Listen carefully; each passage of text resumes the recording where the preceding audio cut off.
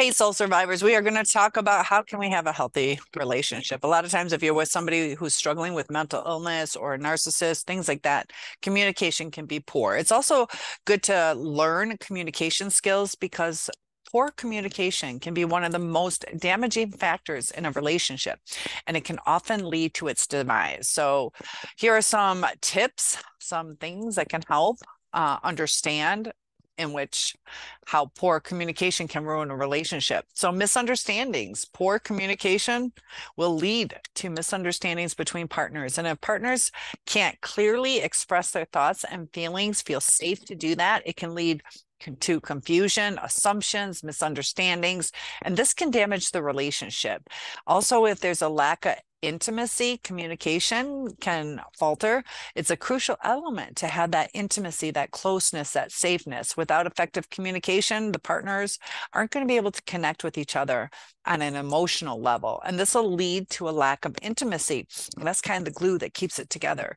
And resentment. When people don't communicate effectively, it'll build those feelings. You'll be full of resentment. And it can happen when one partner feels like they're not being heard. People need to be validated. They also need to be understood. Or where there's a lack of trust in the relationship due to poor communication. Sometimes we have to reinforce comfort our partner, make them know exactly what is happening.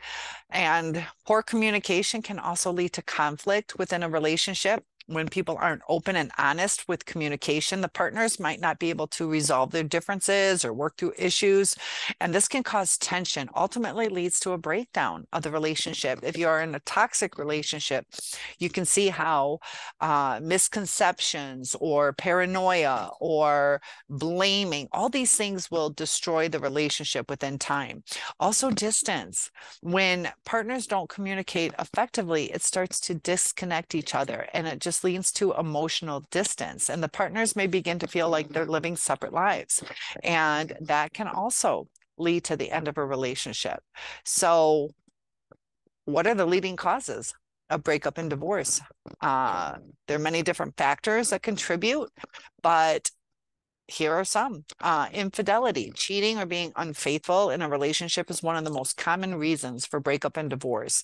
This infidelity breaks that trust, and it's often difficult to repair. Once that damage is done, it's really hard to have a stable foundation. And communication problems, not being able to express your feelings or listen to each other, or arguing constantly will lead to the breakdown. If people are incompatible, sometimes couples just simply grow apart and they realize they're no longer compatible. This is due to differences in values, interests, life goals, possibly beliefs in a religion. Also, financial problems. A lot of people that struggle with money, these problems can be a major source of stress in the relationship, especially if one is a spender and the other is a saver. So there needs to be common ground, good communication, or if there's even a significant income disparity. The more stressors from the outside, whether it's financial or whatever, the more stress, the harder it is on the relationship. And we talked about that intimacy, whether it's physical or emotional. People start to tend to drift apart and lose that connection that brought them together in the first place. So it's important to keep that. Also, addiction is one of the main causes. This can be substance abuse, whether it's alcohol or drugs, or other types of addictions, could be like gambling. These can all put a strain on a relationship, and the partners may feel like they are competing with that addiction for the partner's attention or affection, or it can also destroy finances and the communication. Domestic abuse, whether it's physical, emotional, even verbal, can cause irreparable damage. Words can really harm people, and it can cause damage to the relationship and be a dangerous situation for the victim.